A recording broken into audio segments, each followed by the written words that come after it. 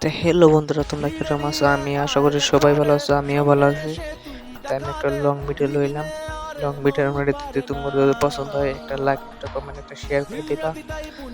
আর আমি আমি যাতে চাই তোমরা যাতে সাপোর্ট করো, ভিডিওটা যাতে ভালো কোনো ভিডিওটা তোমরা এত ভালো হয়েছে না, একটু মোবাইলটা খাইতে গেছে। আর এটা খাইতে গেছে না, আমার ফানি ভিডিও আছে, শর্ট শর্ট ফানি ভিডিও আছে। শর্ট ফানি ভিডিও দেখুন, একটা লাইক, একটা কমেন্ট, একটা শেয়ার করে দিবা। ভিডিও ভালো হলে, কারণ আমি তো নিউ ব্লগার।